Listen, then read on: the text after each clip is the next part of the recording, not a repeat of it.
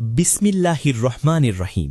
ভাই ও বোনেরা, আজ আমি আপনাদের এমন এক আয়াতের কথা স্মরণ করিয়ে দিতে চাই যে আয়াত মানুষকে ঘুম থেকে জাগিয়ে দেয়, অহংকার ভেঙে দেয় আর হৃদয়ে আল্লাহর ভয় ও আশা একসাথে জাগিয়ে তোলে। মালিক ইয়াউমিদ্দিন, অর্থাৎ তিনি প্রতিদান দিবসের একমাত্র মালিক। আজ আমরা এই দুনিয়ায় যা চাই তাই করি, ক্ষমতা আছে, টাকা আছে, প্রভাব আছে, তাই মনে করি আমিই সবকিছু। কিন্তু ভাই ও বোনেরা, একটি দিন আসছে যেদিন না থাকবে টাকা, না থাকবে ক্ষমতা, না থাকবে পরিচয়। সেই দিন হবে ইয়াউমুদ্দিন, বিচারের দিন। সেদিন আল্লাহ জিজ্ঞেস করবেন, আজ কার রাজত্ব?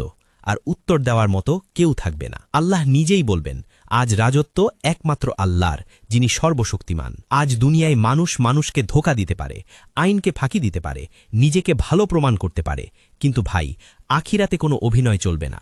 সেদিন প্রত্যেক ভালো কাজ, হোক তা ছোট একটি হাসি, হোক তা গোপনে করা সদকা, সবই দাঁড়িয়ে যাবে আল্লাহর সামনে। আর প্রত্যেক গুনাহ, হোক তা লুকানো, হোক তা মানুষ না জানলেও, সব প্রকাশ হয়ে যাবে। শয়তান আজ মানুষকে বলে, আরও সময় আছে, আল্লাহ ক্ষমাশীল, একদিন তওবা করলেই হবে।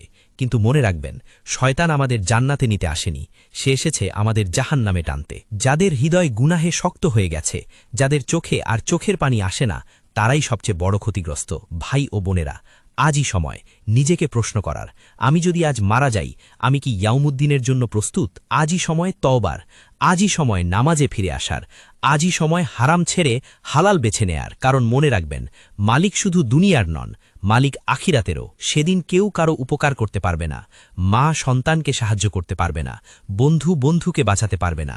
সেদিন শুধু একটাই জিনিস কাজ দেবে, আমলের পাল্লা।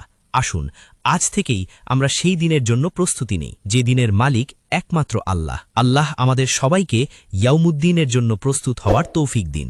আমিন। এই ভিডিওটি যদি আপনার ভালো লাগে তাহলে লাইক দিন, চ্যানেলটি সাবস্ক্রাইব করুন, শেয়ার করুন এবং অবশ্যই কমেন্ট করুন।